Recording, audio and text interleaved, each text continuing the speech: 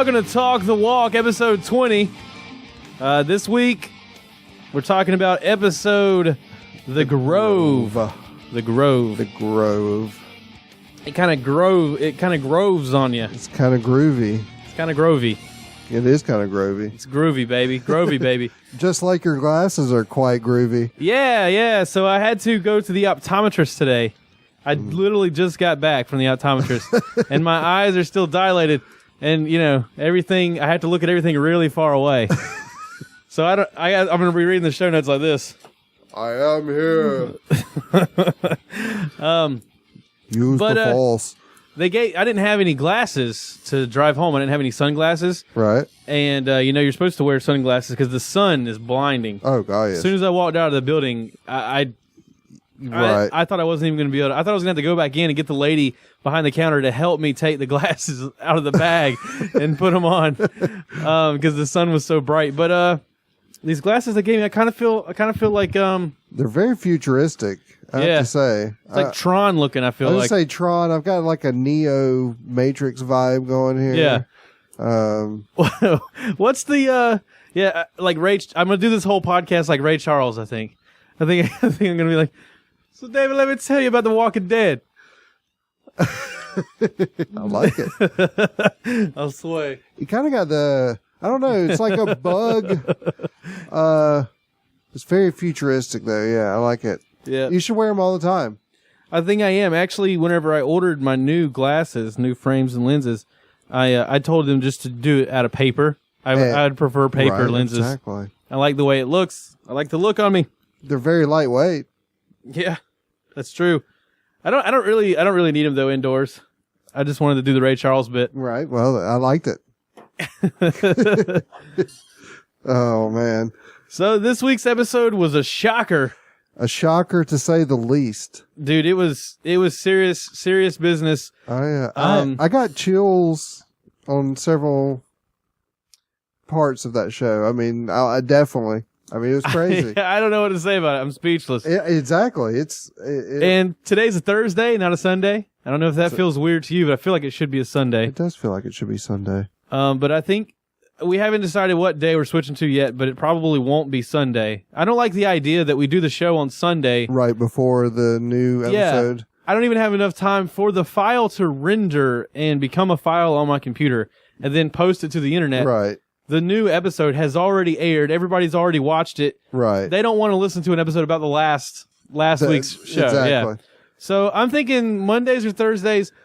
The good thing about Monday is I don't do anything Monday afternoon, and you're usually off on Mondays. I'm usually off on Mondays. The bad thing about Mondays, though, is we don't have any time to research or digest. We just have to watch the episode, and then the very next day, gut reaction of it, which isn't all bad. No, really. It's not.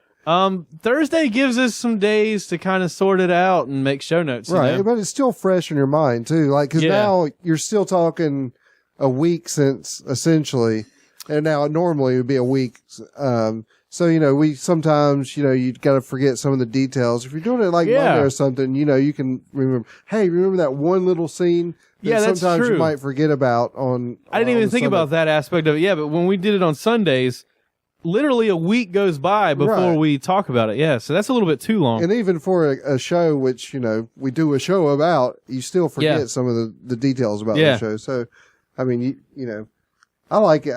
I would enjoy doing, a Monday or Thursday's not Monday bad, or Thursday. So. We'll figure it out. We'll flip a coin or something. We'll do it.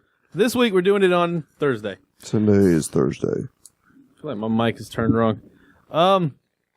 So in news, we had a Robert Kirkman did a Ask Me Anything, a Reddit Ask Me Anything, which basically I've never participated in one of those. I've never done. Essentially, it's just everyone posts questions and he tries to answer them. Which I want to get involved in one. I want to catch somebody doing one, and then I'll get to ask a question and see if they answer my question. I wonder what the percentage of what questions actually get answered would be like on a show like this. Probably pretty low. I feel like if you do like a Paris Hilton Ask Me Anything, she's going to answer every question. Well, she probably wouldn't have as many fans. That's true too. Well, hopefully. That's true too. You got to figure on Reddit. That's pretty. I mean, there's a lot of people on Reddit. Yeah. So, but I mean, that would be very cool if he would like actually answer a question of ours and then like, well, you know, slip the name in somewhere. Hey, I don't know if you've ever done this at like a convention or something like that. I've never done it in this field, in the entertainment industry, right.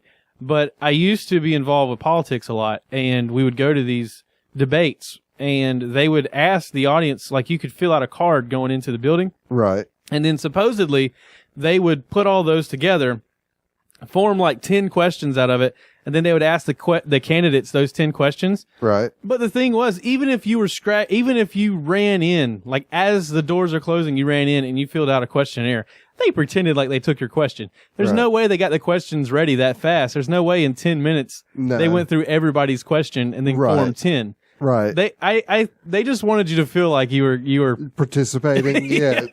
But it's not really true. Right. This seems like some pretty specific points. And I don't actually have the whole list of questions. I'm sure it was a mile long. But I found a Reddit post where somebody went through and kind of like pointed out some of the key details, not necessarily the question and answer, but just the key details that he gathered, from it. Yeah. Right. A lot of stuff about the comics, actually. Apparently right now, Rick is kind of on the fence about whether, he would live or die. We'll find out with the next issue. Okay. Which, I haven't read any of that. I haven't either. But, supposedly Robert Kirkman says, it could definitely go either way. Which is interesting compared to the show because, right. We've kind of talked about how this season we've only had 2 episodes so far with Rick. Right. And one was very Carl-centric. Rick was laying on a couch the whole episode. Right. The next episode, he was under the bed the whole episode. Under the bed. Yeah, right, exactly. So just laying around, man. God. We haven't really seen much of Rick this season at all. And, we were saying earlier about people talking about the episodes being like one episode being about just one group or whatever, and we haven't seen them. But again, since those episodes, it would just be like flashes of them just meandering down the railroad tracks. Yeah, that's happening. That was my whole point is people are like, well, I want to see what's going on with Rick. Well, right now they're walking down the railroad tracks and nothing's happening to them. So literally, if they had to include Rick in every single episode, literally we'd have a whole episode of Daryl and Beth, and then it would just flash to Rick, Michonne, and Carl walking. And then it would go back. Right. Now, I'll get back to the Ask Me Anything, but, I was thinking today before we went on, I'm actually more curious about what's going on with Abraham. We haven't seen Abraham. We haven't seen them at all. No, they introduced that whole thing at the beginning of the season, and we haven't seen him again. No. And I'm more interested in that story than Rick's story. Well, you saw the last thing I guess you saw was Glenn seeing the message. Yeah. And, they're right there, so. They're all heading to the same place that's now. it. And that was only a flash at the end of that episode. That was the only time you saw them that whole time. And it wasn't even really necessary. No. I think that everybody's going to see that. That's kind of a sign. That leads me to believe that maybe we're not going to see another Abraham Glenn centric episode until close to the end of the season, if not the final. Yeah, it'll be either the final episode or the. I kind of feel like the last 2 episodes will be kind of a 2-parter. Oh, it's got to be. Even though the whole show is kind of like a continuing story, it's not really like bottle stories, but I think it'll be kind of a 2-parter for that last, and I think it'll involve Abraham. Oh, definitely. Because I feel like the only reason they would have had that scene at the end of that episode where Glenn sees the sign and knows to go to Terminus. This is at the end of Alone, maybe? I think it's the end of Alone. Still Alone. Yeah, it is. Alone. The only reason they would have even needed that scene was because they wanted to show that everybody's on their way to Terminus, and they're not planning on doing another episode with Glenn for a few episodes. Right. So now we've got everybody in that direction. Because it's the same thing now as with Glenn and them as it is with Rick and Michonne. They're just walking towards Terminus. Yeah. And so now you've got, essentially you've got Tyrese and Carol now walking. So, at the end of this last episode, everybody's head that direction except for Daryl and Beth. Except for Daryl and Beth. And I really... Well, Beth is already there. Yeah, Beth may already be there. And I really think that that's a clue to, to who the people are. Right. That have Daryl. Well, we say have Daryl, but the people that Daryl joined their group. Right. They are on their way to Terminus. I think so. We just don't know it yet. And I think that the reason why they haven't shown us, the creators of the show haven't shown us, the viewers, a scene where one of the guys from Terminus sees, or one of the guys from that group sees a sign for Terminus and says, "Oh, well, maybe we should go here. We can hurt these people," Right. Is because I think they're already from Terminus. It's possible, definitely. I kind of have that theory. I'm laying it out there at the beginning of the show. I'm laying out there that theory, but so they're, and the people that took Beth are part of Terminus as well. Yeah, now that would imply that they're together, though. That would imply... Well, it could be two separate teams of Terminus. They don't know. The left hand doesn't know what the right hand's doing. Or they're, whoever the as I now call him, the goat head guy. He's like, you go get this guy, you go get this guy. Yeah. So, one crazy band of guys are out there hunting people down and stuff, and then the other one's doing the house thing, getting, baiting the house and stuff. And they just happen to both snare each other. Yeah, two of the same group. Yeah. Right. I don't know where that's going, but we'll get into that more later in the show. More of this, Right. Ask Me Anything. We will learn the fate of Rick next issue. They will always stay pretty close to the comic. Oh, yeah. So apparently, now this is a bit spoilery if you read the comic, which I didn't, so I don't know what this means. But apparently, Kirkman alluded that they're going to stay pretty close to the comic. And he says, the person writing this article says he pretty much confirmed that Terminus is not Alexandria, which I would have to Google. I don't know if I want to Google what Alexandria is, because I don't know if I want to spoil that for myself. I'm going to Google it. I'm going to do it. The only thing I can think of, Alexandria might be Alexandria, Virginia. Because don't they go to D.C.? Maybe. I think there is part of the comic. Now, see, I haven't read that far ahead, but I do believe that Abraham and them are trying to get to D.C., right? All right, so Alexandria is they are trying to get to D.C., yeah. Alexandria is essentially a suburb of D.C. You're right. It's so I just looked it up, and this is on the Walking Dead wiki. So spoiler, sorry if you're not prepared for this. The Alexandria Safe Zone is a few blocks of clear streets in Alexandria, Virginia, about 6 miles from Washington, D.C., when Rick Grimes, survivors group arrive, Douglas Monroe, yada, yada, yada. So apparently it's the place they go in the comic. I'll leave it at that. But supposedly, this is not Alexandria, which makes sense to me because they're not going that direction. Right. They're not anywhere close to there. No. Because there's no way. Because they're not going to walk all the way to Virginia. No, not in the time frame. Yeah, not in the time frame we're talking about. No. So, yeah, I mean, they're still in Georgia. Yeah, so that's not even, I would say Alexandria is not even in the picture for this season. So maybe that's the last half of season 4. Your options as far as that goes, let's say you're taking the train tracks. Your options would be, Terminus would be either Atlanta or Charlotte. Yeah, Atlanta. Yeah, and it's going to be Atlanta because you would have found out by now if it would have been Charlotte. Yeah, and they would have a lot farther to go. Right. They'd have to actually cross over where we live. Right. To get to Charlotte. Hey, they would have been on those tracks right over there. Yeah. The train tracks go right through this town. He described the season finale as savage. And the writer of this article suggests that maybe that means a Hunter's plot line. I think all signs point towards the Hunters. Right. I really feel like even if Terminus is not the Hunters are the shady guys that's with Daryl. Right. I mean, and I have a little bit of more clues towards them being the Hunters. So, there's the sneak peek for next week's. See, I almost said tonight's. Feels like Sunday. I know it does. For Sunday night's episode, the sneak peek was Daryl hunting for rabbits. Right. For wabbits. Wabbits. With one of the guys from that group.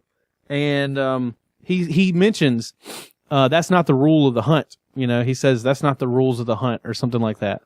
And so, I mean, I don't know the whole story behind the hunters. Right. I don't know if they have some kind of lore and they have some kind of rules to the hunt. Well, I don't know it either, but I was actually reading something today about it.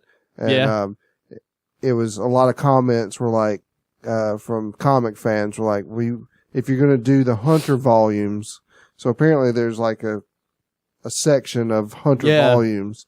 Must be similar to the prison. Must be something that was like ongoing. Right. And, they were like, if you're going to do that storyline, they hope they stay true to the comics more. Of course, that's what, they always say, but. Scott Gimple, I think, will, though. Right. Because, I don't know, in a way, I'm a little disappointed that it's following so I love Scott Gimple, and I think the show has really taken a really good turn. I feel a whole lot more confident in telling people that they should definitely be watching this show than I did, season 3 even. Season 3 was a good season. Right. But even this season is even better than that.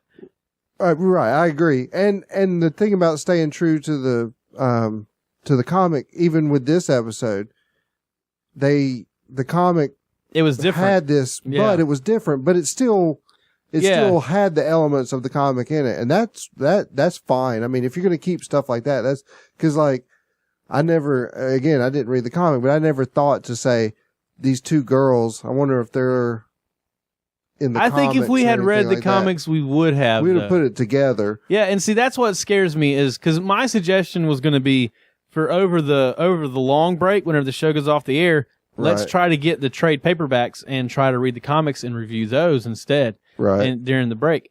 But I'm scared to do that because I don't want to know any spoilers for the show. Right. And so it's a double-edged sword. Well, Scott Gimple is really true to the comic and he wants to tell that story and not a new story.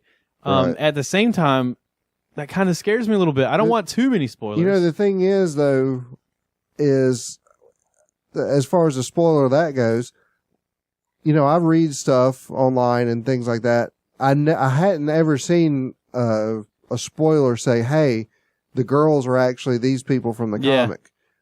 And usually if people put it together, somebody's going to post something about it. Yeah, you're right. And it's pretty surprising or it's pretty amazing, I guess you would say.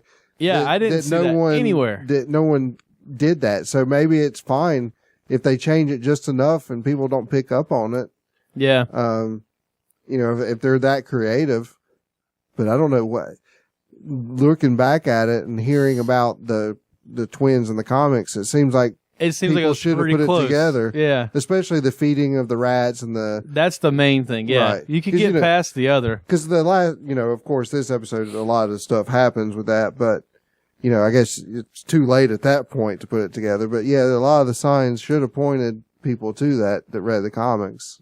I think if you read I'm surprised nobody caught the animal, mutilation thing. Right. But I think if you read the comics and you watched the show, during this episode, you knew what was going on. Like I think it was building up and you could kind of tell what was going on. But I'm really surprised there was no posts earlier. Right. That, all right, let's see. What else do we get from the Ask Me Anything? Describes the ending as savage. Strongly hints at Tyrese. All right, so I do know this part of the Hunter storyline. And we've talked about it on the show. We've talked about how it doesn't make any sense. And maybe when we see it in action, it'll make sense to us. Or they'll do something completely different because they realize it doesn't make sense. But in the comics, Dale dies. Spoiler alert, for if you don't want to hear this part, sorry, skip ahead about a minute. Dale in the comics dies because he intentionally is infected, or maybe it's not intentionally, but he gets infected somehow. And, which again, they're all infected, so I don't know how it's any different. Right. And then he allows himself to be eaten by the hunters. The hunters. And essentially infects them. And yeah. So Robert Kirkman, a quote from Robert Kirkman is that, someone asked him about, switching Tyrese and Herschel in the death scene. And Herschel says, Tyrese could replace another character's death scene. Right. So that kind of suggests, now again, he's just saying could. Right. So, I mean, I get that. I get that they kind of do the same events, but with different people. So that kind of changes the events a little bit. Right. And that's cool. I'm glad they do that.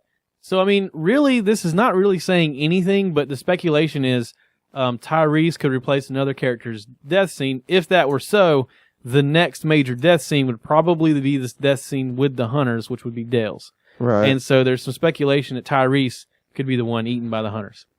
You know, that definitely wouldn't be until well into next season. No, right. I could see that. I mean, definitely, you know, I think Tyrese, our little discussion about how this show builds up one character, I can definitely see Tyrese getting a lot of, you know, character development coming up. And then he dies. Because, you know, so far, he's been in the show, but you still don't know a lot about him. You really don't know a lot about him yet. Yeah. And it's really odd that they haven't built that character up. That was one of the fan favorites. Right.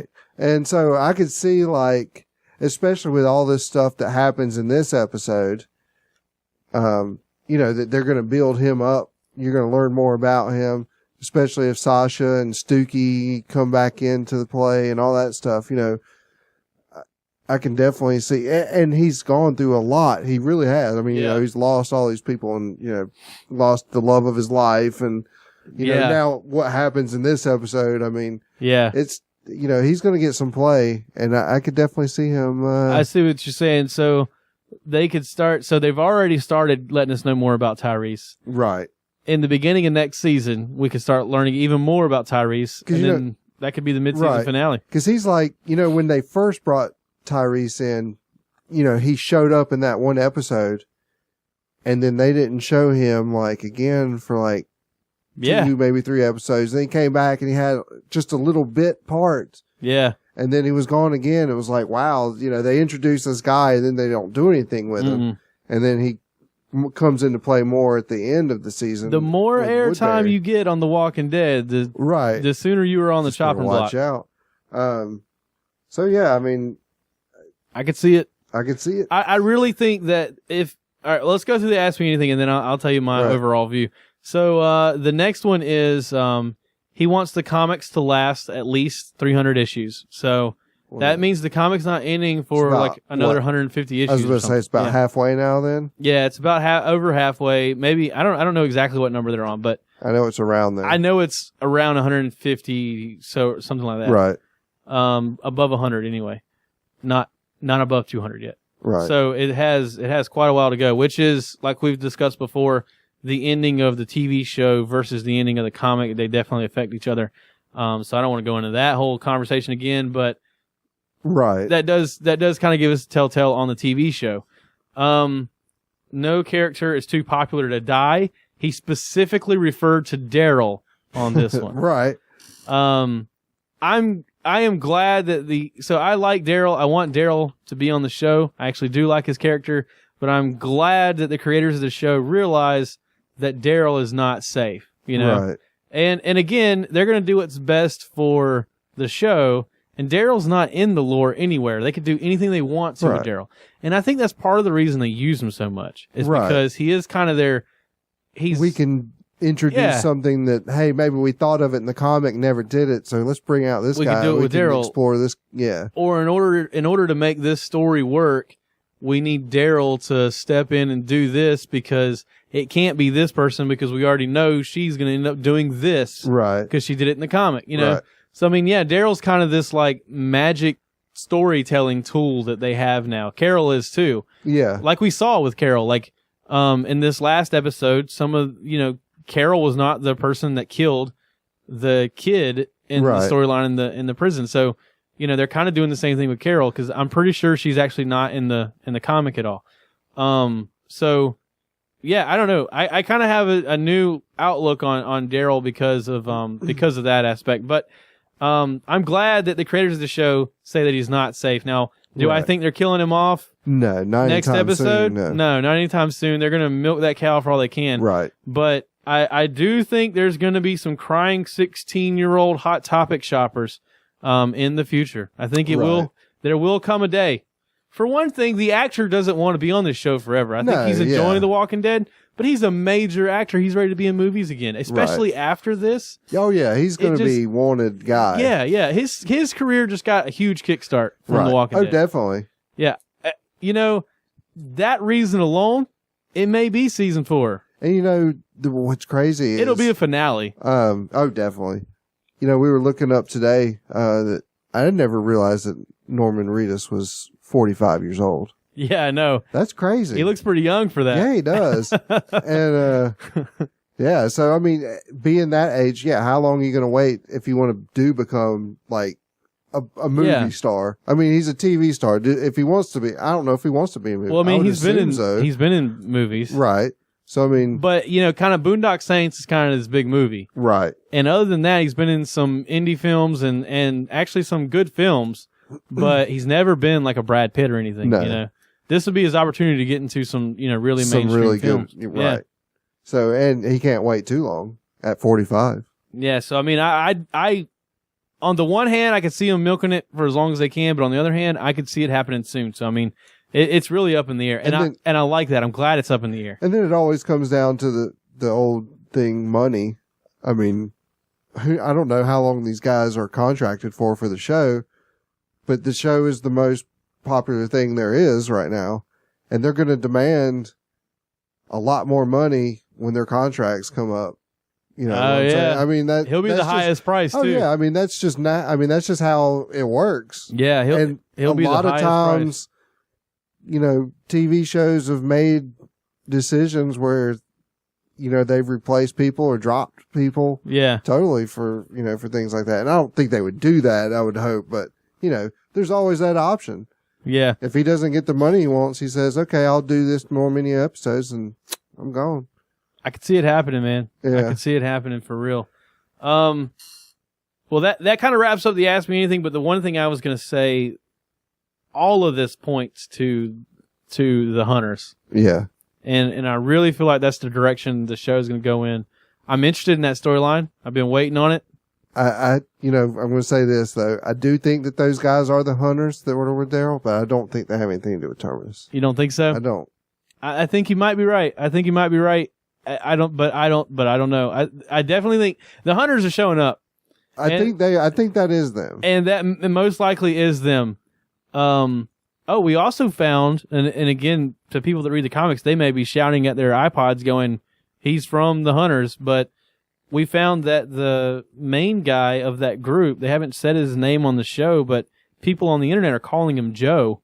Right. Which I don't know if IMDb leaked his character name or what, but apparently his name is Joe. If there's a Joe in the Hunter group, then we know it's him. Yeah, there you go. So, but I think that's where it's heading. And the other news for this episode, we have the syndication news.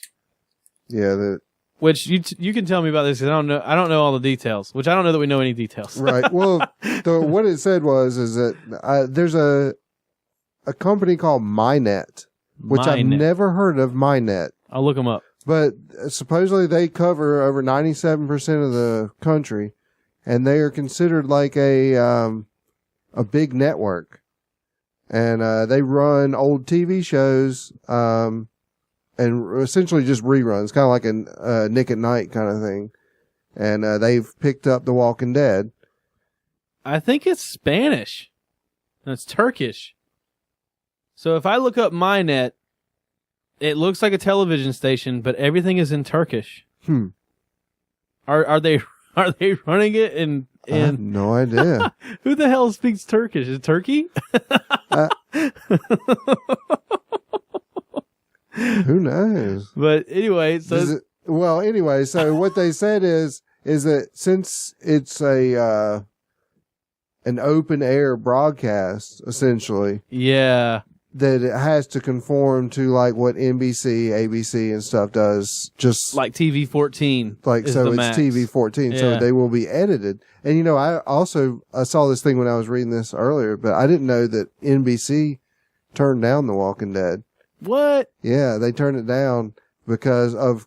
I'm glad. Of what? Yeah, well, essentially it was what he was saying he was going to demand. They weren't going to let air. And so they turned him down. And I guess, I don't know if anybody else did, but I mean, I assume 8. He probably had a list of key scenes from the comic that he didn't want to change. Right. Probably the kids killing each other scene. Right. Trying to think of other scenes. Well, obviously he budged on the nailing the dick to the table scene. They didn't do that. They did not do that. But yeah, I mean, so, and I agree. I guarantee it would be, I don't think it would be as popular. Yeah. No, I think AMC was a good choice. Yeah, I do too. It's a good fit for the show. So, so there's that. So yeah, so apparently whenever they start showing this and you watch it, it's going to be a different episode. It'll be a different version, yeah. I really liked how they did the black and white version. Remember Those that? were pretty cool, yeah. That was neat. But yeah, this will be like whenever you buy the Seinfeld DVD set and it has the TV versions of the episodes, which are like a few minutes shorter. And George's dad is played by the guy that is famous for playing his dad. What's his name? Yeah. But in the original, George's dad is played by some other old guy. Yeah. And stuff like that. So maybe there'll be like a version of The Walking Dead where like... Ben Stiller's dad. It is, yeah. What's his name? I can't think of Something his Stiller. Jerry Stiller, I think is it name. Jerry Stiller? I believe so. I don't know. I'm going with Jerry. Okay. Maybe there's like a version of, I don't know what it could be, but like the version, like where he shoots the girl at the beginning of the show. Right. There's probably a version where that doesn't happen. Because it doesn't really make a whole lot of sense how they're not allowed to say the F word. They're not allowed to show nudity. But they're allowed to shoot like a 6-year-old girl in the head. It doesn't make a whole lot of sense. No, and like a friend of ours, as Michael was saying earlier, you can see Rick's nipples all the time. Yeah. Nothing else. We see Rick's nipples all the time, but not Bess. After she was 18, of course. After she was 18. Assuming she's 18. So that's done with the news, and now let's get into the Grove, and then I've got some great conspiracy theories for after the recap of the episode. So the episode was all about Carl, Tyrese, Judith, Mike, and Micah. Mika's her name, right? Mika and Lizzie. I think I spelled it Micah. I don't know how it's spelled. And I don't think we had any involvement in any other group this whole episode. No, we did not. Pretty much, it was almost a bottle story. It was almost a filler episode, like a standalone story, right? With the one, conclusion, which we'll get into that. But it was an important episode for one reason. Oh, definitely. I noticed that this episode, Tyrese keeps having dreams. It starts out with him kind of waking up from some violent dreams, or saying no, laying on the railroad tracks. Now later on in the episode, he tells Carol what he was dreaming about. Right. It was about Karen. That's right. He dreams about Karen, and he said sometimes she's a walker. Sometimes she's her, and sometimes she's. I wonder if he has to kill her in the dream. Probably. Because that's what I kind of gathered was, after that whole thing happened to Karen, we saw scenes where he just didn't want to kill walkers anymore. Right. Oh, definitely. He, that scene where he gets out of where they're in the car, going to that vet hospital or whatever, and like he's just sitting in the car. Yeah. And then finally he gets out and then just goes bananas on everything. But, Yeah. I kind of get this vibe that and maybe that's why. Whenever they designed this season, that maybe that's why they put him with this group, where the little girls have the whole dilemma about whether it's right or wrong to kill him, and then Carol, she'll kill people. Well, and it definitely, what happens in this episode, it's hardcore, and it takes a hardcore person to go along with all this, and that just shows a lot of how I think where Tyrese's character is going. I mean, if he thought he was having nightmares before. Yeah, that's true. I mean, God, he's going down a dark road. But yeah, so he does have, dreams that, there's the part where he's sitting in the chair, and having the dream. At the house. And then, in the, line on the railroad tracks, having the dream. So, which is weird too, that they're laying on the railroad tracks, just sleeping. I don't think any trains are coming though. Well, no, but it's just even like I thought. okay, you're in the woods. The one clear area in the whole place is the railroad track. That's true. You're kind of in an open area. You're kind of in an open area. Even though she's sitting up there watching, I mean... Yeah. Plus, not only that, not only walkers, but like you got to figure other people saw the Terminus signs. Right. There's other people traveling this track. You don't know if you can trust everybody. Right. Yeah, I don't know that I would sleep on the tracks. I don't know that I would sleep anywhere in the clearing of the track. No. Probably go just off the side. Just off the side brush. somewhere. So, yeah. But, so, they're walking. They see the smoke, and they're wondering, what the smoke is. And then, they stumble across. Do you think that the smoke was... I'm pretty sure it's probably going to be Daryl and Beth. Daryl and Beth. So that's definitely what they're leading us to believe, is that it's Daryl and Beth. And that's probably what it is. There's probably... Because, we talked about this episode, for one. I was a little disappointed in the fact that... Now, again, if I had read the comics, I would have saw this coming, and I wouldn't have ever built this up. But I was a little disappointed that it turns out that Lizzy was the one actually dissecting the animals the whole time. Right. Because it just seemed so obvious to me that it was her that it felt like it shouldn't be her. Right. And now that everything's happened and I see how it turned out, I'm okay with it. Yeah. But at first I was disappointed whenever I found out it was her. And the smoke is kind of the same way, where like I kind of got this idea, well, they put the smoke there so that you would think, oh, well, it's from the burning the house, but maybe this following episode we're going to find out it's from something else. Right. But I think that's another dissecting the animals thing. Yeah. And I think more or less The Walking Dead kind of gives you what you need in the one scene. They don't really give you the mystery of it. Right. Well, the one thing I was thinking is, right when they find the grove, they're talking about how far away from Terminus they are. And then I think that was like the night before, and I think the next day is when they find. And they said like 3 days. They said like 3 days. So I was thinking, when I first saw the smoke, I was like, well, maybe they're getting to the outskirts of this, and I thought, no, they didn't walk far enough, and then I was like, well, then I remembered, oh yeah, Daryl and Beth.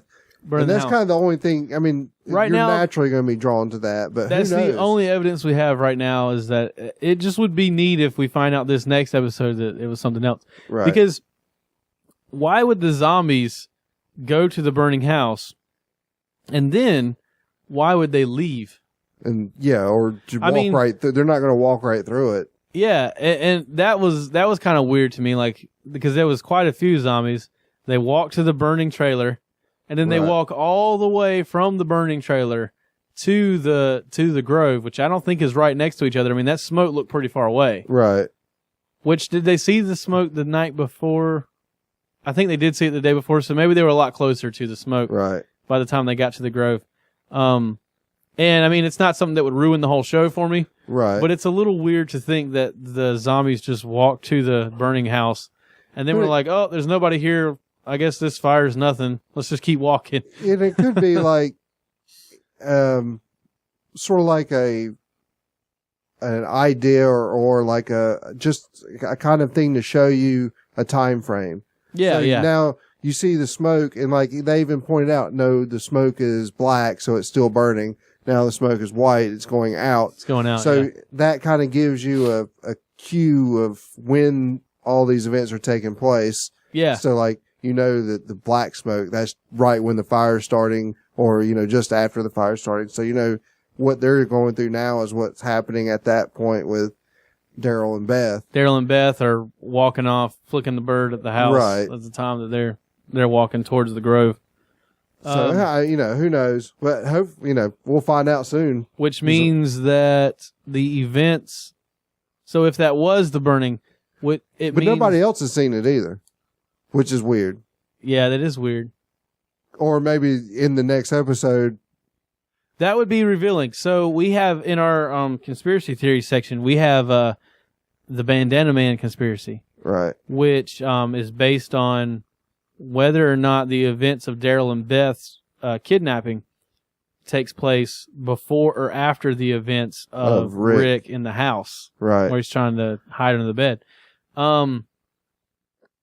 If they see the smoke in the next episode is Daryl and Carl, and they see the smoke, then we know that the theory's Bandana Man theory's wrong. Right. Yeah.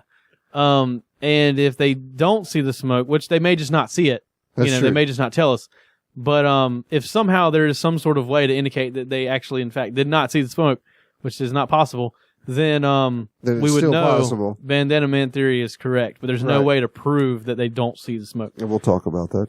All right. So one conversation that I wrote down that I thought was interesting between Mika and Carol is Mika, and I didn't write down word for word the whole conversation, but Mika says, killing people is wrong. I can't kill people. This is whenever Carol's trying to explain to Mika that she needs to be stronger, and she needs to learn how to kill people. Right. And Mika says something like, well, I can run.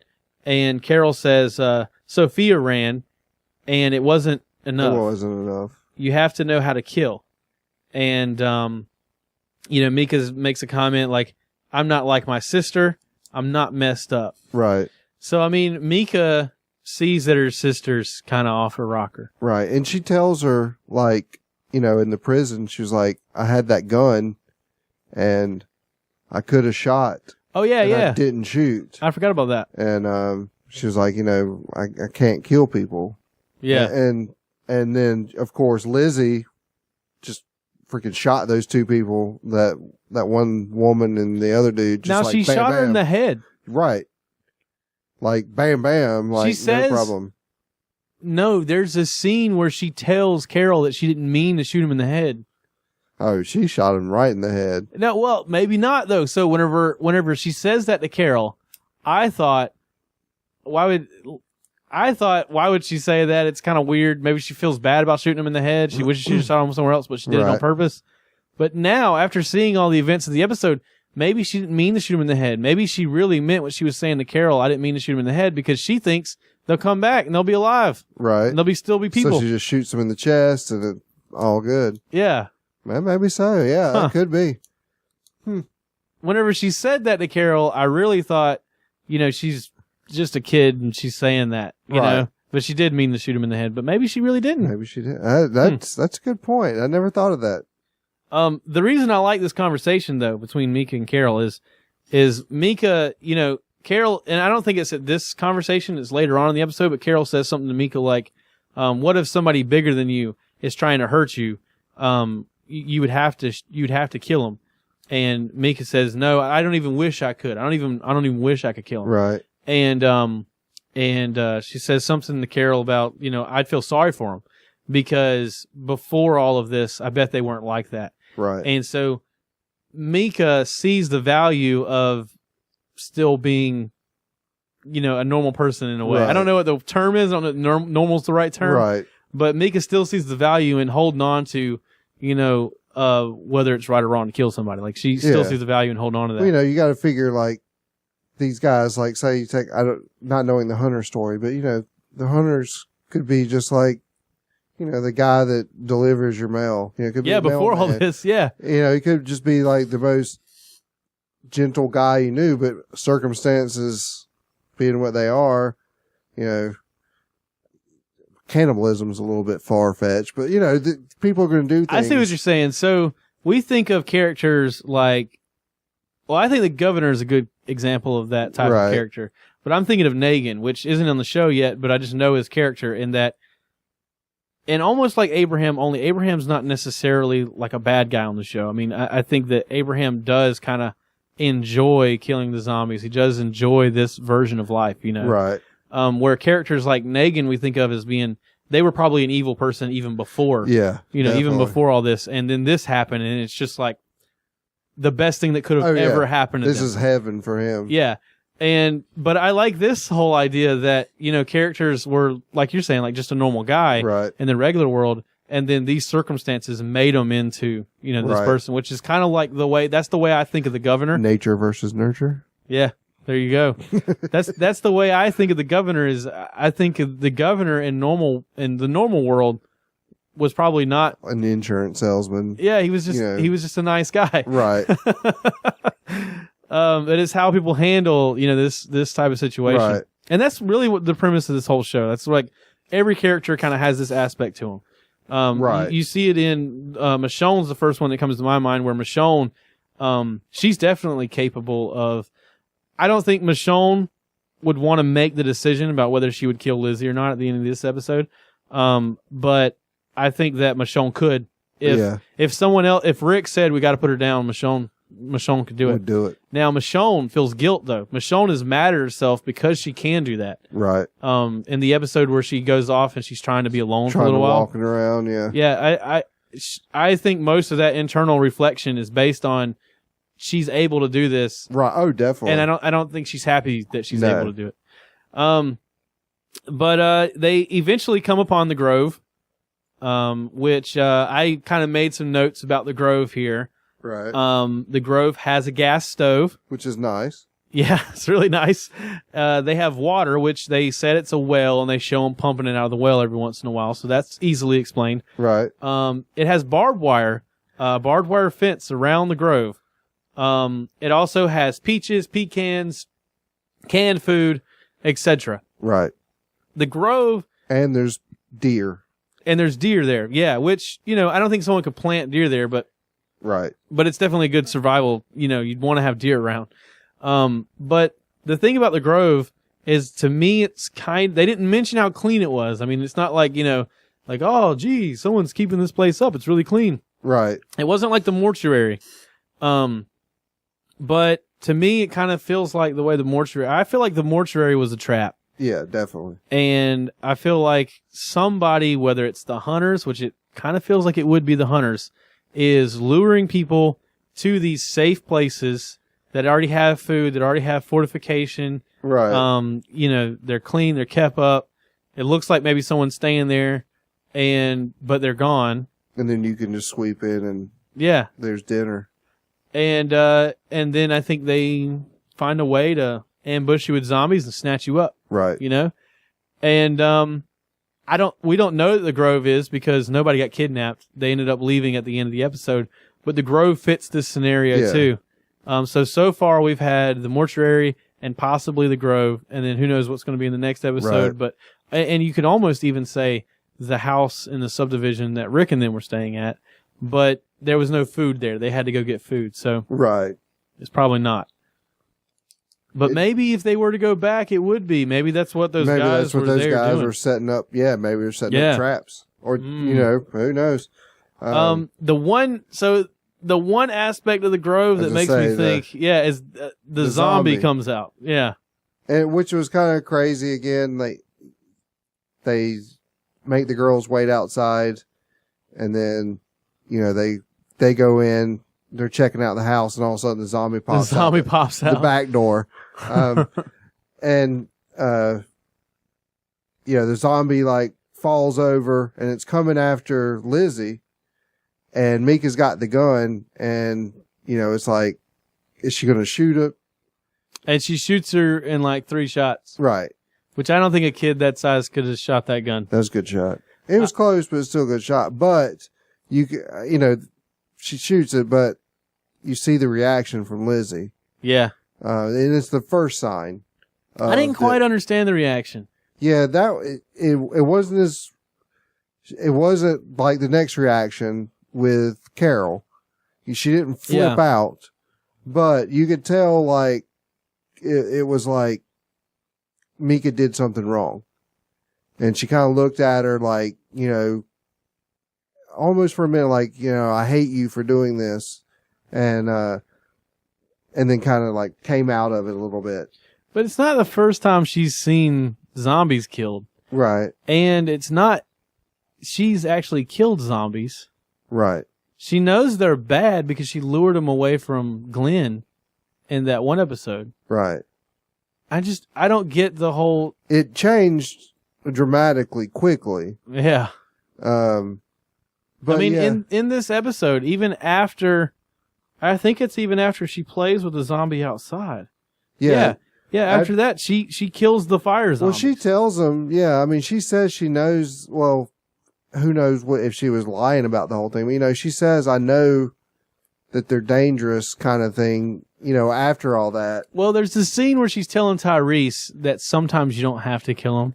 Right. That was at the beginning with the train track walker. Train trestle zombie. But yeah, at the end, after they shoot the fire zombies, she says, I know they're dangerous, but at that point, did you notice how Carol looks at her in that scene? Yeah, she does. She keeps looking at her. She keeps looking at her like, are you shitting me?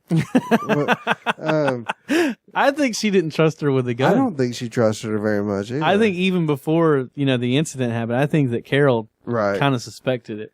But yeah, but anyway, this place may or may not be a trap or whatever, but they're settled in pretty well. It's got everything. They had the scene where it's like Mika's playing with the doll. Oh God, what was that doll's name? Something Gunderson. Gunderson, something like that. I wish I could remember. I know the last name was Gunderson, but I can't remember what the first. But yeah, so I mean, it's like Gretchen. No, it might be Gretchen. I don't remember. But it's almost like for a minute, almost like a Norman Rockwell with the the scene of the dad in the He's chair sitting on the couch reading some old paper from 2 years ago and all this stuff. So, and going along with the theme of what we've talked about in the other episodes, where you see like a normalcy that's snatched away pretty violently. Yeah, this gets snatched away pretty violently. So the first, I guess, thing that comes up is the zombie in the grove, where they kind of the beginning where you see someone outside playing. Yeah. It flashes back to that where Carol looks out the window and sees that it's Lizzie outside, thinking she's being chased by a zombie out in the yard. Well, she is being chased. Well, she is being chased, but on purpose. She thinks she's playing tag with the zombie. She thinks she's playing tag with the zombie.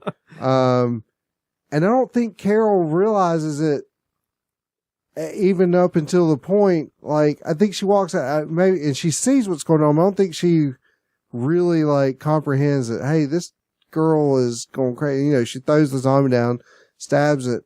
Oh, man, I think Carol has known. Well, I think she knew, but at this, the reaction just like... She didn't expect this reaction. No, this forced it home, and the girl who's that plays Lizzie was awesome in this, because I mean, she freaks and she loses her shit. I mean, that's the only way to say it. I mean, like, yeah, and basically saying, you killed my friend. Yeah. How dare you? I hate you. All the, just good Lord, and screaming at the top of her lungs. Like, we were talking about this at work, and we were listening to a podcast that was comparing it to, what if Lizzie had been playing with a dog out in the yard? Right. And then someone just came out and killed the dog. But you made the point that in Lizzie's mind, it's more of she's playing with some kid from down the street. Right. That's the neighborhood kid. And yeah, like to her, this is a normal person. And Carol came out and stabbed the kid down the road. Yeah. And yeah, I mean, like, and she freaks. And like, and Carol, like, you could see Carol is like sitting there, like, the look on her face is just like, oh my God, what is wrong with this person? And she should have drowned her in the bathtub right She then. should have. And Lizzie's just out of control, and everyone comes out, and things settle down, whatever. But that's the first inkling, like, there's something really wrong here with this girl. And Carol's trying to explain to her that no, these aren't people. These are, what these are. And, she just can't be convinced of what these zombies are. I mean, how dangerous they are. She's convinced that, they're just like us. They're just turned. Yeah. I could see in this world, and I think that all the little mini stories in The Walking Dead are kind of like just an example of kind of an archetype. Like they're an example of a certain type of individuals that would exist in this world. Right. And I could definitely see this being a problem amongst certain kids where they just don't understand. They weren't wired to understand this. And especially people in like Lizzie's age where they're old enough to remember before. Right. And, kids I don't have kids, but I think they want order. Yeah, I mean, and I think that they're like a kid in this world that's used to a certain type of order and a certain type of, schedule and rhythm. And then they're thrown into this, right. and after about 2 years of it, I can imagine some kids, really just not understanding the whole process, really just, this is her way of trying to, cope with it and grasp it. And, it's definitely a scary thing from the perspective of somebody outside of that mentality. Right. And, they illustrated it in the comic with a different set of characters, but the same story. And, it really is crazy. I mean, you could understand how a child may think this way, Right. If they've never seen if they've never seen Night of the Living Dead. Right. If this just happened in and their we're world. assuming that in this world that the zombie culture like we have doesn't exist. Right, exactly. Yeah, that's exactly what I mean. This would be like, right. I mean, like, what would we compare it to? You can't compare it to anything. So, I mean, like, yeah, I mean, so the shock just of everything, even though it's been a year and a half or whatever. I think that makes it worse. Right. Because at first, from a child's perspective, it's like a nightmare. It ends. At first, you think it's going to go back to normal. Right. At a certain amount of time. So I have a friend, Matt, that does ECN with me. He was paralyzed from the neck down at one time. And I remember I never really discussed it with him one-on-one all that much about it until one night we were talking about it on the podcast.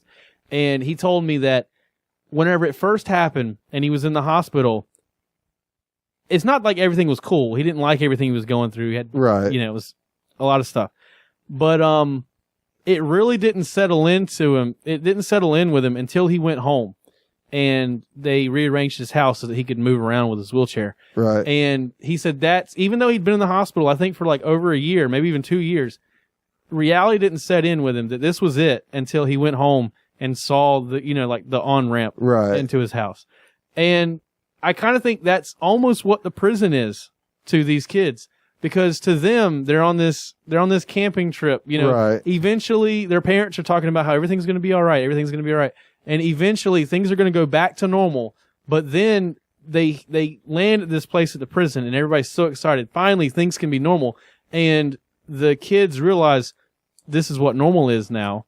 All of a sudden they're seeing the on-ramp, and they don't know how to cope with that. It finally settled in, Right. It's post-traumatic, it's whenever it's when something like that settles in, like so long after the fact. Right.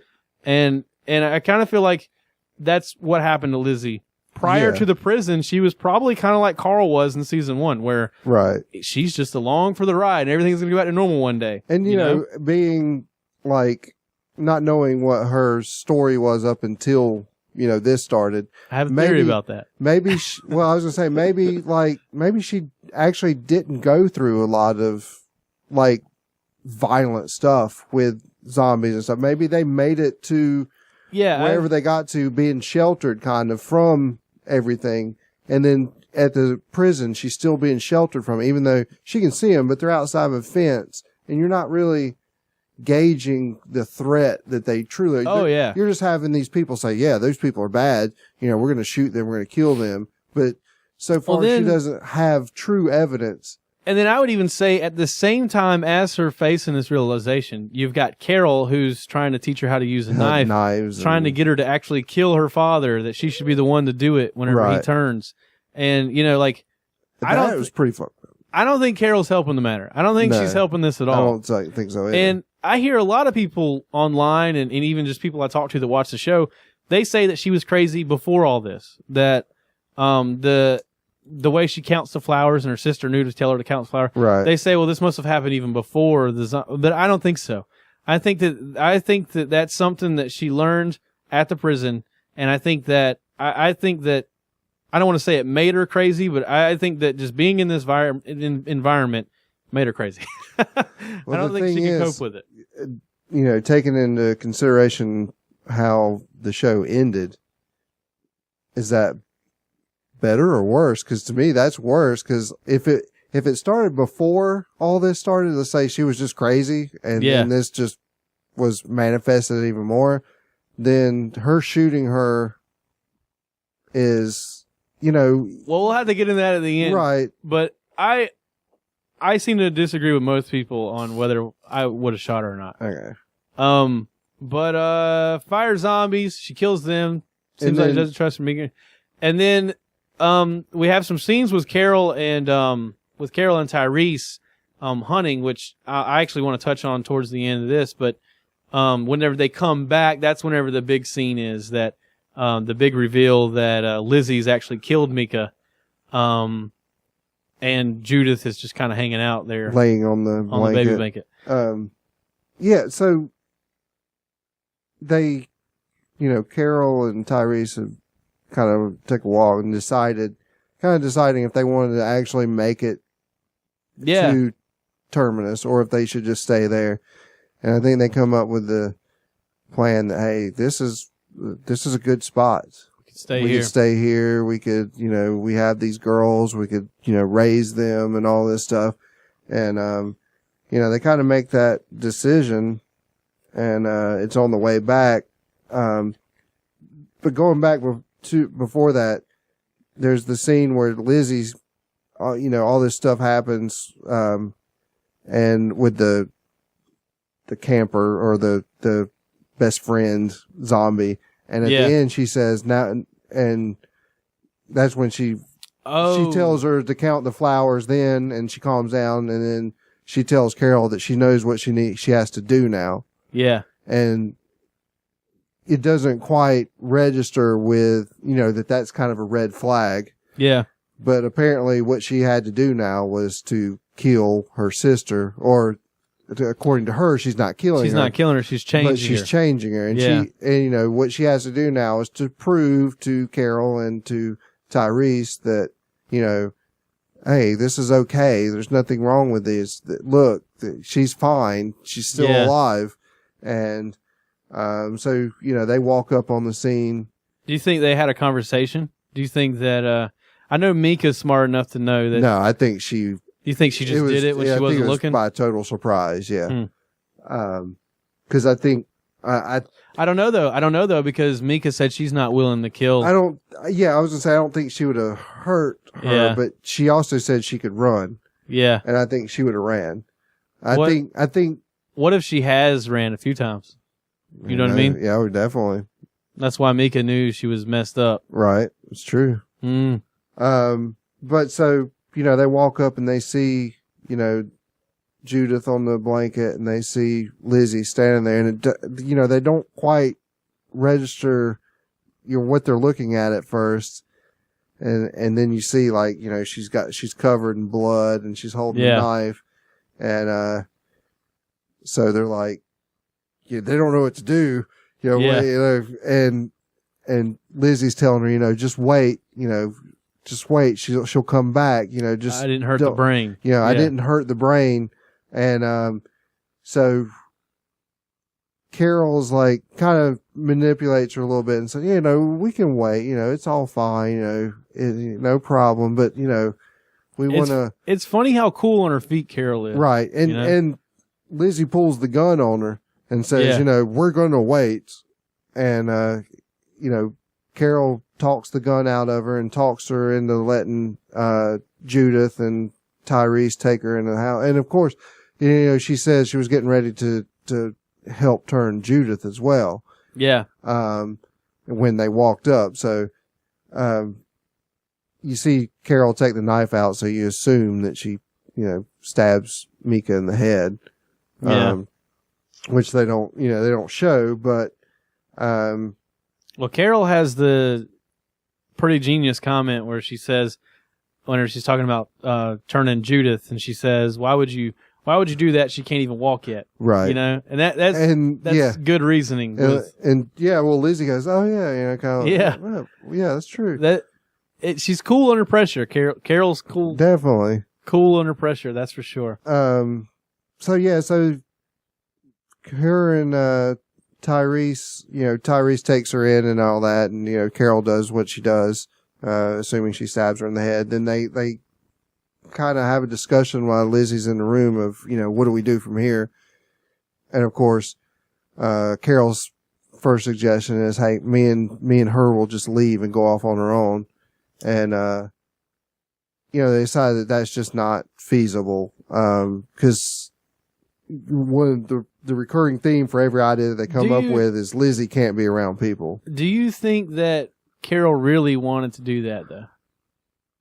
I kind of feel like Carol knew what she was going to do all along. Well, I do, but I think if it was 100% realistic that they could do it on their own, I think she would do it. I think she would do it, but I think she knew. She knew that, you know, I think she had to throw it out there. I think so because too. she had to convince herself that it's not possible. I think she knew she needed that to bring Tyrese down the same road she was on. The outcome couldn't have been the first suggestion. Yeah, exactly. So you had to throw things out. So Tyrese says, no, you know, how about if Judith and I just leave, because y'all can stay here, it's isolated, and we'll just go. And, you know, the same kind of thing, you know, this place isn't going to be forever. You know, the gas stove's going to run out. Things are going to happen. She can't be around people again, that's what they keep coming to. And so it cuts to essentially Carol and Lizzie walking out into the grove and, Old Yeller style. And, you know, Lizzie thinks that this is all because Carol's mad because she pulled a gun on her. Yeah. And she's, you know, I don't want you to be mad. I want you to be mad.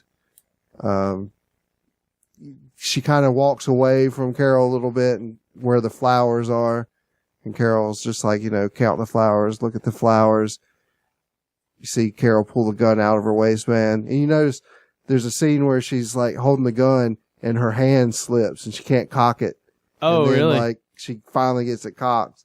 And then of course, you know, you see the outside from the kitchen window. Tyrese looking where out. Tyrese is looking out and you hear the gunshot and yeah. And bam. Bam, there's... And then season 6, it turns out that Carol didn't actually shoot her. She's been living in the woods by herself. She's even more of a killer now because she's bitter. And well, she's living with Lori. And and she's come back. Her and Lori have come back to kill them all in their sleep. And then that's the deed. Now, whenever Lizzie kills Mika, we still had like 15 minutes left. Right. I was so shocked at that point. You're like, what else could they do? Yeah. What else could they do after this? And when I realized how much time we had, I figured that Carol was going to kill Lizzie. Well, so, you know, they do this, and going back to what we were talking about a minute ago. So if she was crazy, just crazy all along, she's just been crazy since she was, you know, young. And there was absolutely no way, you know, maybe before she was taking drugs to, you know, even herself out. Now in the zombie apocalypse, you know, you can't go to the drugstore and get psychotropic drugs to, you know, calm yourself down. So, I mean, you could almost see the justification in killing her. But if she just snapped. I feel like she just snapped. Now, I'm not saying it was right for her to kill her sister, obviously. Is it? Well, no, but I mean, that's what I'm saying. Did they do it because they didn't truly think that she would ever be good again, or did they execute her? I feel like they felt, and if, I don't know what decision I would have made in Carol's shoes or Tyrese's shoes, but I feel like that they felt that she was disturbed, like what we're saying. I don't think they necessarily thought that she was just a stone cold killer. But I do feel like they thought they didn't have the tools and the resources needed in order to make her a normal person, in order to cope with this or in order to treat this. And so she would be incurable. Yeah. In this world. Yeah. And there's no... It's not just a kid's thing that when she turns a year older that she's going to come to the realization that things are wrong and she's going to be normal. Let's say you're 25 and you kill somebody. You go to jail. Now, you could argue all day long about whether the prison system actually does this or not, but the intention is rehabilitation, not necessarily just isolating you from society. Which is kind of bullcrap because it's kind of not. But we don't want to discuss that. But it's meant to be rehabilitation. And you could say, well, we'll lock her away. We don't want to kill her. We'll just lock her away and keep her away from people. We'll feed her and keep her safe, give her a little bit of entertainment, let her out every once in a while. Right. But ultimately, she's locked up. She's never really trusted.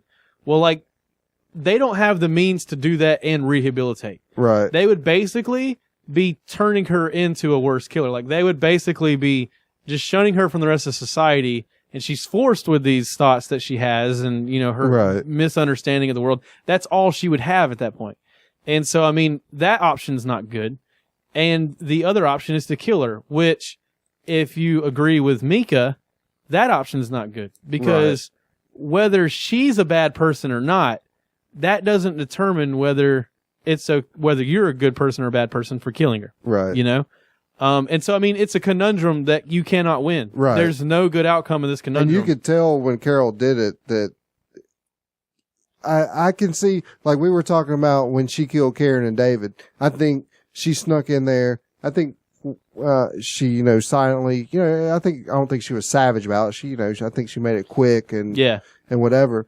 But I don't think there was any hesitation or anything, she may have thought, there's going to be some ramifications from this, but I don't think it bothered her. She didn't hide from it either. As soon as someone asked her about it, I don't think she had that reaction she had while she was holding the gun trying to shoot Lizzy. No, it was definitely harder to kill Lizzy. Yeah. It was definitely harder. And I don't think Carol's a stone cold killer. I don't think she is either, but I think she's a stone cold killer when it comes to having to do it for.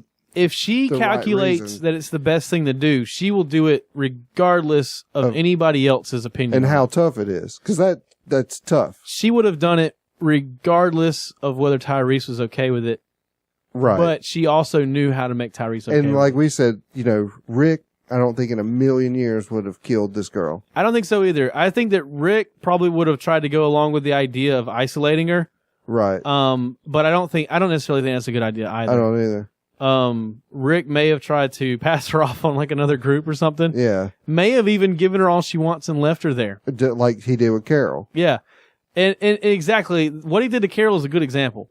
He didn't want Carol around his son. He thought what Carol did was wrong. Right. But he didn't say, well, I'm going to kill Carol. Right. Now he did kind of make a hasty Carol-ish decision, in that he didn't ask the rest of the group. He just said, well, I'm getting rid of her. Right. I'll go back and tell him what I did. And, yeah, I mean, that's just the same decision that she made. Yeah. And, two vastly different outcomes. Because, they could have left. They could have, she could have gone to sleep that night and they could have just left. They could have just walked out and just left her there. I really think that might be what I would have done. Yeah. I mean, again, that's a tough thing too. But because here's the thing is, my first reaction was Carol was 100% wrong because she didn't consult with anybody else. But the thing is they don't know. See, we all know they're meeting at Terminus. They don't know that they're ever going to meet up with Rick ever again. Right.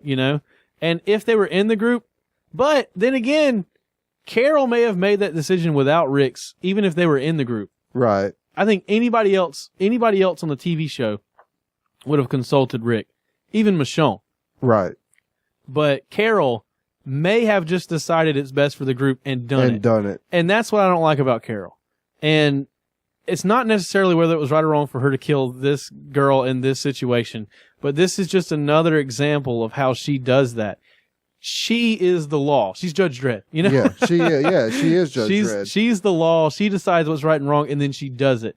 And whether I think this particular decision is right or wrong is irrelevant, because I don't think it's okay for her to just decide that. Right.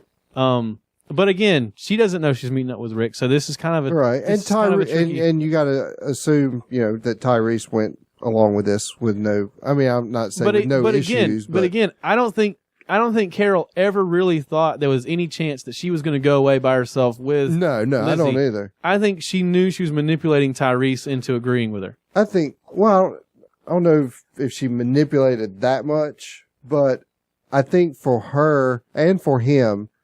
Again, I think they had to say, hey, we could do this, because first thing you don't say is, okay, what are we going to do with her? Well, let's just kill her. Yeah.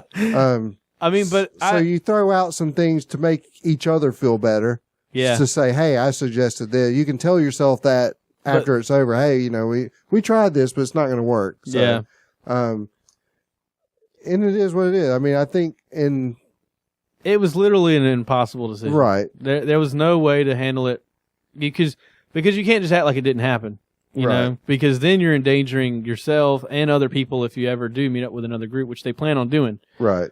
So I mean, you can't ever trust what she's going to do. You know, is she going to snap and like, you know, bring a bunch of zombies into your new camp and you know, whatever. So yeah, I mean, you know, it really is an impossible situation. And if you leave her there, you know, you do take an immediate weight off of you. Like you can tell yourself, well, you know, we didn't shoot her, so I don't know what happened to her. Maybe she lived there happily ever after. That's almost worse, though. Right.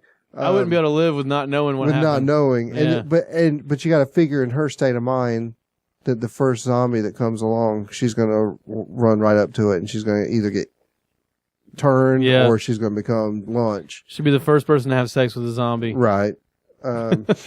She's too young. But earlier in the episode, right before the whole stabbing thing, when Carol and Tyrese are out, they're talking about, Tyrese is saying how strong and how great of a person Carol is and all this stuff. And so after all this stuff happens with Lizzie and you realize there's still about 10 minutes left, you're like, no, it's coming. What's going on? And so you see them sitting there kind of like we are at the dinner table, and there's a gun sitting on the table. And, you know, all I could think of was Russian roulette when they were sitting there. But Carol grabs the gun, slides it over to Tyrese, and just says, you know, I got something to tell you kind of thing. Yeah. And basically reveals that, hey, I was the one that killed Karen and David, and you got to do what you got to do. Yeah. And so you could see Tyrese's face went from that regular He makes that face all the time. To the... They've made him make that face so many times in the show. So you could tell, you know, he puts his hand, he's gripping that gun, and, you know, he's thinking about it. And ultimately, he says, I forgive you. Yeah. And, you know, you could see her face too when he says, I forgive you. She was just like, I don't think she had planned that. No, I don't think that you saw her release, her shoulders drooped a little bit and all that stuff, which is great. She's a really good actress too. She is, yeah. And you could tell, I don't think they're ever going to be like the Bradys again, you know, kind of thing. No, but see, I think they have a mutual respect for each other now. And then again, that's why the whole thing about shooting Lizzie. If she wouldn't have done that and told Tyrese would have killed her. I have no doubt. But he saw the agony and what she went through making this decision.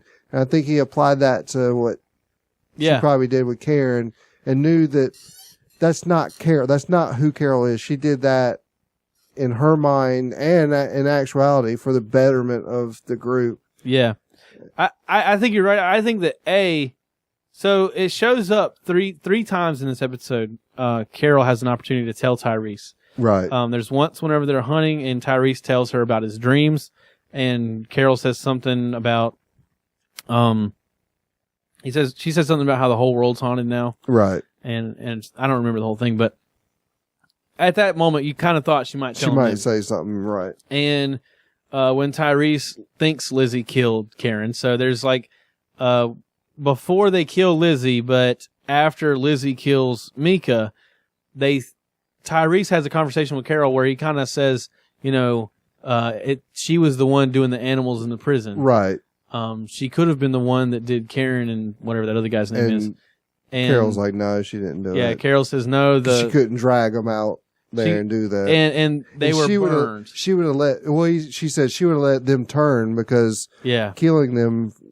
She didn't want to kill them. She didn't want to kill them, yeah.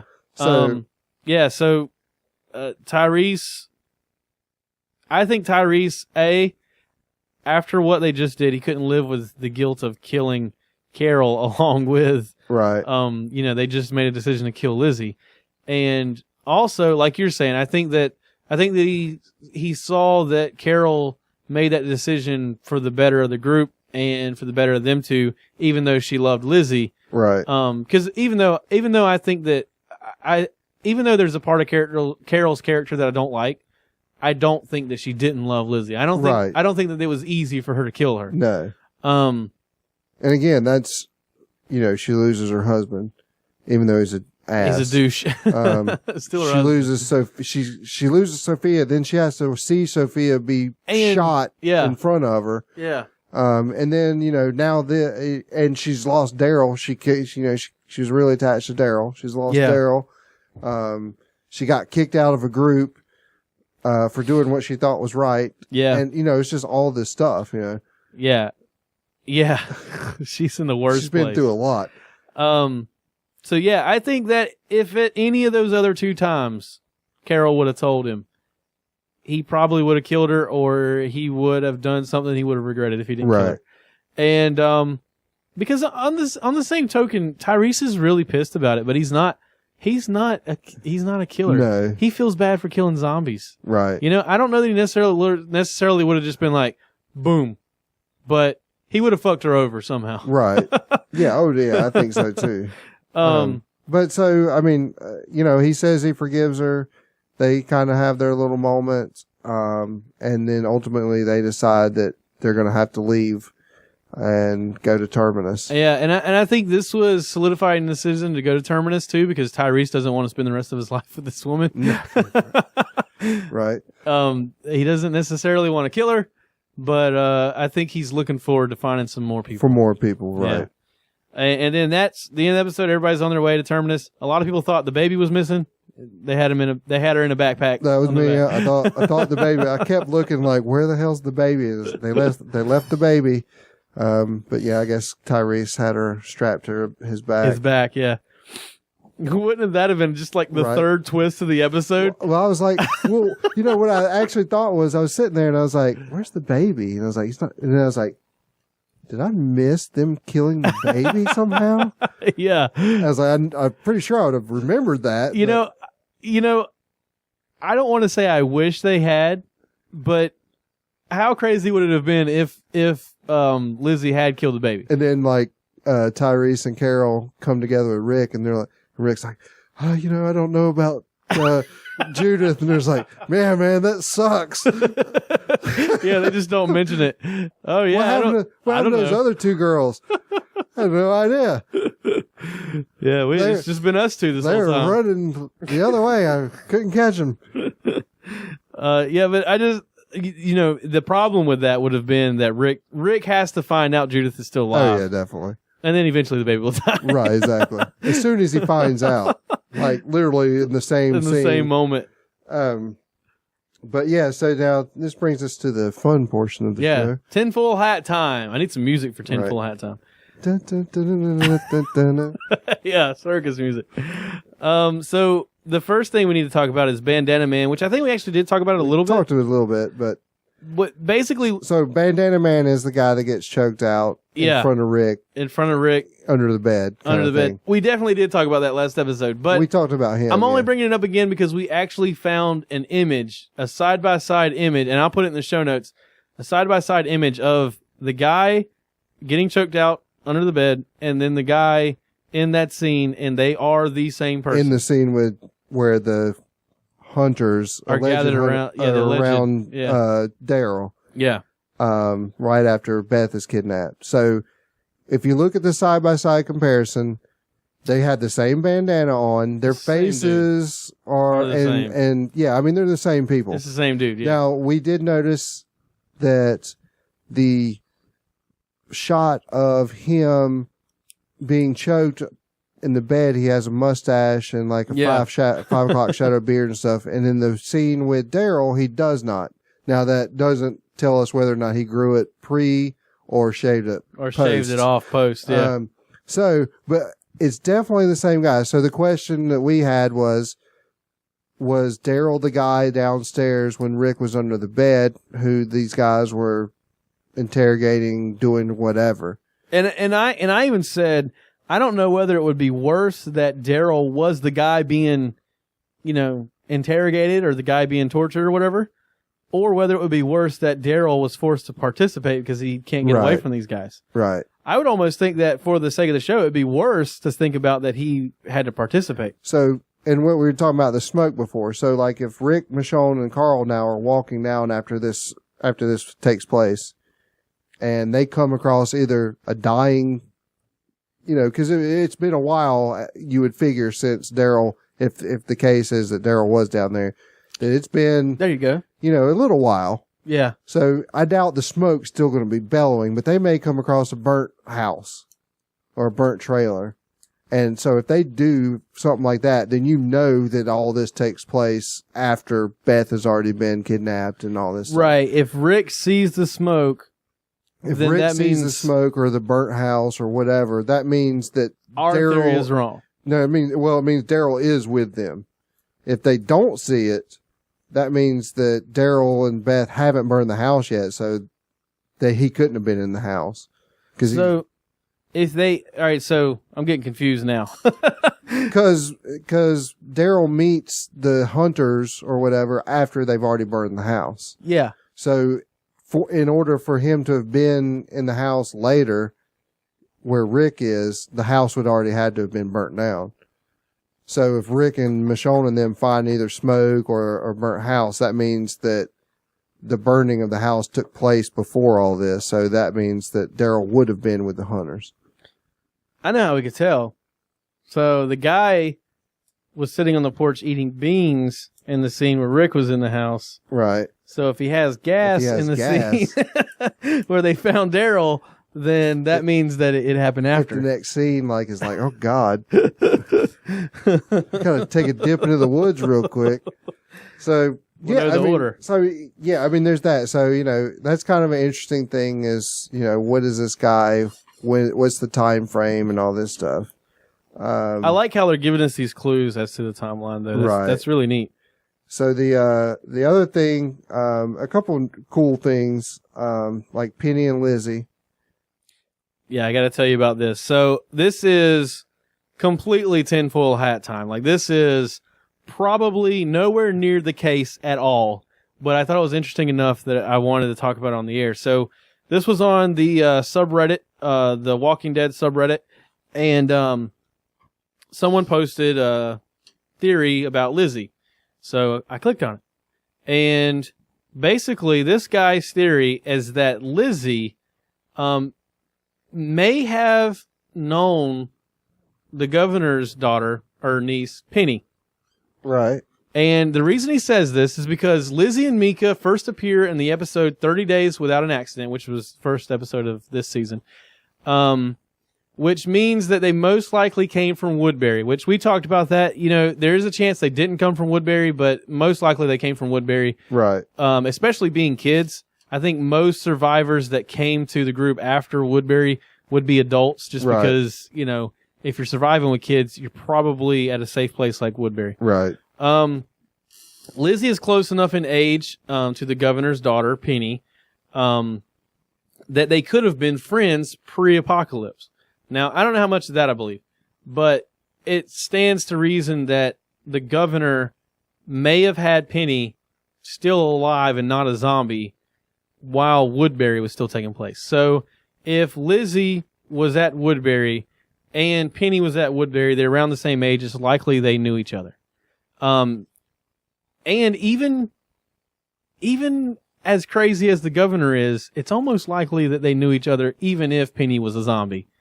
Because the governor thought of Penny as still being alive in the same way that Lizzie thought of the zombies as still being alive. Right. And so, I mean, even... But just her. He didn't think that way of all the zombies. Well, I think he just didn't care about people enough. Well, that's true, too. I think he could be okay with killing innocent people. So even though the governor still recognizes the danger she posed, he still So this guy's just explaining what I just did, that the governor still saw Walker Penny, as a little girl. And it could even be that the governor allowed Lizzie to visit Penny even as a walker. So, I mean... And that kind of... Maybe it wasn't Carol that messed her up. Or maybe Lizzie was there and she was like this before, and her and Penny were out like feeding zombies of rats and accidentally snip, and she turns. Yeah. Maybe she saw that. And that's kind of cool. I mean, I would say, that's pretty digging deep, but I don't know how we'd ever find that out. Both Lizzie, Penny, and the governor are all dead. Right. I'm going to fix that one of these days. They're all dead. So, I don't know how we'd ever find that out. Right. Unless it was in one of the books, which I believe the books have surpassed that point in the story. Maybe not, though. I don't know. Right. I don't know where the books are, the ones that are about the governor. Right. That may be the only way you'd ever find out something like that. But I think it's an interesting theory. I would love if it turns out to be canon. That right, that would be crazy. Well, one of the things I was thinking about the other day was talking about spinoff. What if they do a governor story spinoff? Well, that's a good idea as far as just shows go, because I've always felt like the governor is kind of a bad guy, but kind of not really all that different than, say, Carol or Rick. It's kind of like Carol and Rick combined. Right. And then they somehow had a three-way with Shane, and then that baby was the governor. Right. So, it could do a story. If you saw the story from his side. He's a good actor. And they wrote those books. They wrote those books about him. So, that could be it. But the only thing is the guy playing that role has already signed up for another show on AMC. Oh, has he? Yeah, and now I think I read that. Yeah, and they made a pilot. I don't know that it actually got bought, though. Right. So, maybe that fell through, and so he's up looking for another show, and then that could... Possibly. If that's the case, then I'd say there's a high possibility. But if we see that show on the air, it was like about... He investigates airplane crashes or something. I don't know. It was a weird show premise, but if we see that show come on AMC, then we can pretty much guarantee that ain't happening. Right. The next cool thing we wanted to talk about was the paintings in the house. So in the episode, was it steel? Steel. Or was it alone? No. Or was it neither of those? It was the one before that. Yeah, it was before steel. I don't remember what that was called, but it was the one. Michonne, Rick, and Carl were it was him under the bed and stuff. Yeah, it was the last Michonne, Rick, and Carl episode that we've seen. Where they're in the house looking for supplies and everything, and there's the paintings that they look at in the house. Yeah, and we talked about it because I was like, I would hope that in a zombie apocalypse I would still paint. Yeah, exactly. So the house that had all the paintings. There was a painting of a rabbit, of a set of rabbits, 2 rabbits. Mm-hmm. There was a painting, a very small, either a painting or a photograph. It was so small that you could hardly tell, but there was a photograph of 2 little girls. 2 little blonde girls. 2 little blonde girls. And there's a painting of the sunflower. There was a painting of the sunflower. There's a painting of a one-eyed dog, but... Oh, yeah, and save the one-eyed dog for last. Yeah, let's talk about that. But you can't see what else is on it. And then, of course, there's the picture of the woman with the messed up face and all that stuff. And we said on the show, I wanted to find a picture of it because I wanted to look at it more. I didn't really get a good shot of it on the episode. And I felt like there was some significance to it because Michonne picks it up, looks at it, and sets it back down. Right. Well, in a side-by-side comparison, it is very similar to Lizzie. Right. It's very similar. And so you've got the 2 blonde girls. 2 blonde girls. The 2 rabbits. The 2 rabbits where, she dissects the rabbits, the sunflowers, and... Because they tell her to look at the flowers. Tell her to look at the flowers. And this is not saying that she lived in this house or anything. No, yeah. This is just kind of like a foreshadowing of, of her, of a storyline, And then, of course, with the face messed up, of course, she gets shot in the head. So, yeah, it's not like the girl had a bullet in her right. It's kind of one of those the ring things where it's all messed up and everything. Yeah. But now if you look at the picture, it's a woman with the braid going down the side, and then of course the mother that's sitting in the chair in the room is dressed the same way and has the same braid. And not to say that that's not her in the picture, because it is. Yeah. But it's more of what it represents as far as the whole there, and it's pretty cool that they would.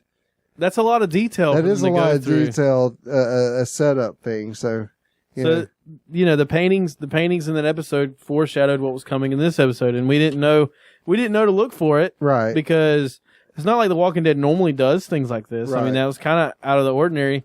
And kind of putting Easter egg things in, and which really brings us to the last thing, which is the puzzle, that Tyrese and, I guess all of them were putting it together at some point, which we made the joke, I read the thing earlier where the guy wrote, that he hoped they didn't start putting the puzzle together after they shot Lizzie. But yeah, there's the puzzle that's on the table and that they're working on. And they never really show what it is. It's just kind of in pieces. But it turns out that it's a picture, when it's put together, of Sophia. Yeah.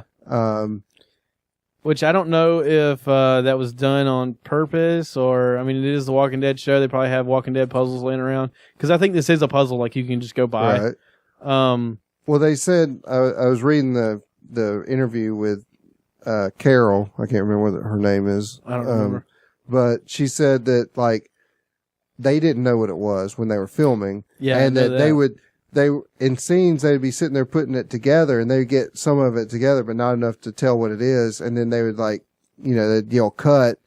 And they said the crew would come in and take it apart to make it, so that the scenes were, it wouldn't go back and forth where some of it was put together. And yeah. But she said they never allowed them to get to the point where they knew what it was. And then toward the end, the guy who was directing it said, "Oh, by the way, that's Carol." And he said he had the box that the puzzle was in, and it was a picture of Sophia. Yeah. And she said it was kind of like something extra, really emotional kind of thing. But that's pretty cool that they would even do that. Yeah, we would never know. No one would ever know that. And I wonder if there's more things like that in the show that we just never caught. Oh yeah, there's got to be. It's crazy. And I'm gonna, now that I know they do this sort of thing, I really like the foreshadowing paintings thing. Right. Which, by the way, I haven't seen anybody point out that the one-eyed dog is in one of the paintings. Right. And you heard it here first on Talk the Walk. Right. The one-eyed dog is on one of those paintings. So yeah, there's the picture on the wall, and actually the only thing we've seen as far as a picture of the picture, only shows the one part of it, and it's just the dog. It's the same dog. It looks really similar. It's a white shaggy dog, and they only show the one eye. They only show the one eye from, and I saw today that someone said it's a reincarnation of the governor. Oh, I didn't even think about that. Why else would it be one-eyed? Right, exactly. That's good. The dog's going to attack the group. He's going to take them all out. The dog is the leader of Terminus. But so, yeah, I mean, I'd be really interested to see, what else that they've done previous to this and, what they've got. It makes you want to watch the show in more detail. Because usually I'll watch the show the first time. I usually only watch it once. Yeah, that's even getting ready for the show. I usually look up a recap or something. Right. To just kind of refresh my memory of everything, and then I just kind of write down the events that I remember. But now I might have to I might have to start watching them. If somebody picks something up, I'm going to be like, what are they looking at? What are they looking at? I'm going to zoom in on it. I'm going to start following the subreddit, that's for sure. Yeah. So, I mean, that's, I like shows like that. I like, Lost had a lot of that. I watched some of the first few episodes of the show, and then and it was good, and I never continued. Was Once Upon a Time. Yeah. I never watched it. Becca liked it a lot. In the show, Rumpelstiltskin, who's the guy that's supposed to be Rumpelstiltskin, owns a curio shop kind of thing, like a pawn shop type thing. In the show? Yeah, in the show, and supposedly there's in his curio shop, there's it's all Easter eggs. There's stuff from Lost in there. There's stuff a lot of, because Abrams is involved with those as well. And there's a lot of stuff with Once Upon a Time? Yeah. He does everything. He does do everything.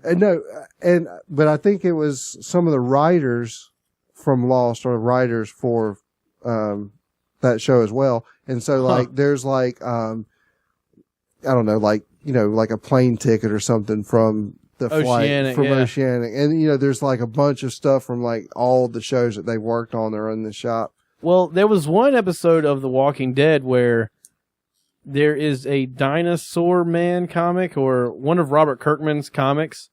Oh, yeah. And I was reading somewhere, does this make since Robert Kirkman exists in his own universe, does that make him God in The Walking Dead? Right.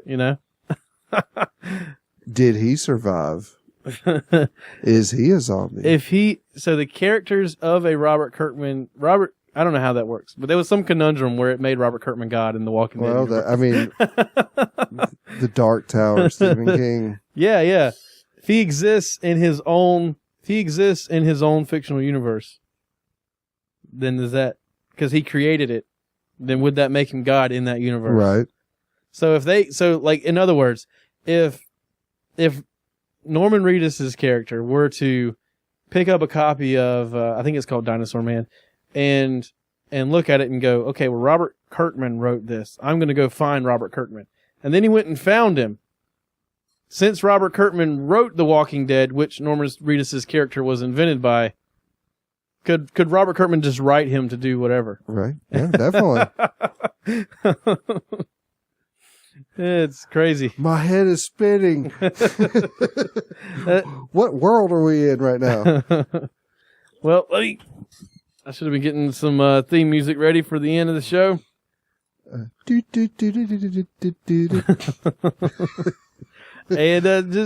we made a Facebook page. So, oh yeah. If you're listening to the show and you haven't liked our Facebook page, please do that. It's facebook.com/talkthewalk. We also have a YouTube channel, which I'm still trying to get all of our old videos on there while I'm putting the new ones on, which is just youtube.com/talkthewalk. And you can find my other show at ecnradio.com. And I'm trying to find some music. Mm-hmm. And next show will probably be tentative Monday. Yeah. Just stay tuned. Watch that Facebook channel. We'll let you know. I'm thinking Monday, but I like having a few days to research it. Right. I don't know. We'll decide between then and now. Yeah, for sure. Anyway, thanks for listening. It's hard to grasp sometimes. If someone can tell you your life is about to be altered and then everything changes. It's crazy, right? This one goes out to everyone who's taken something unexpected and turned it around. Life's work. The greatest minds of our time begin a new flight. Consider them as geniuses in their own right. Intelligent, innovative, running up the score. The best co-workers that anyone could ask for. Walking with escorts, leaving the office. Arms holding cardboard, lives in those boxes. Rewind a few hours, they were pushing code to test. A few minutes back, they were cleaning out their desk. Tony was furious and ripping out the fixtures. Pushed him out the door, didn't let him get his pictures. Nick was in shock, the news just hit him. Eyes in a daze as he turned off the system. Justin was calm, cause he knew they'd find work. And this was the bottom, so it wouldn't get worse. Left side to side, thoughts on his mind as he locked himself out for the very last time. Here we go, no telling what's next. Life's up and down, never know what you'll get. Be prepared when you're put to the test. Gotta step up, you can stand above the rest. Here we go, no telling what's next. Life's up and down, never know what you'll get. Never know what you'll get. Gotta step up and you stand above the rest. Fast forward 3 months, life's no joy. Both Tony and Justin are still unemployed. Craigslist, LinkedIn, nothing there to offer. Tired of the same old postings on Monster. They'd had a few interviews, nothing that would fly. Employers see their resumes and say they're overqualified. Nick's got a job, he's way underpaid as a help desk tech for a help desk wage. At home every day, Tony's writing code, cause exploits paid, but the debt still grows. Check this post, a high price quote with the back door wanted for an app they wrote. Justin's unsure, Nick moves ahead, cause his boss just wrote him up for browsing the web. Surprised to connect to the CVS box, it had been 3 months and they hadn't been blocked. Still had to log in, which ended up a task. Trying all the usernames and passwords they had. Maybe they forgot to go and change one or something. All accounts locked out except one of Justin's. Here we go, no telling what's next. Life's up and down, never know what you'll get. Be prepared when you're put to the test. Gotta step up, you can stand above the rest. Here we go, no telling what's next. Life's up and down, never know what you'll get. Never know what you'll get.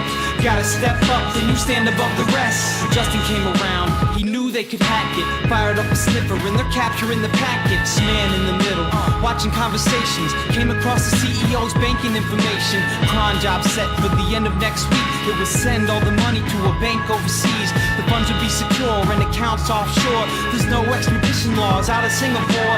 Turning it around, they were going there to stay with the severance pay. Bought tickets one way, packed the whole lives into one bag each. Cause if you go to jail, then that's all that you need. The whole flight dragged as they all felt nauseous.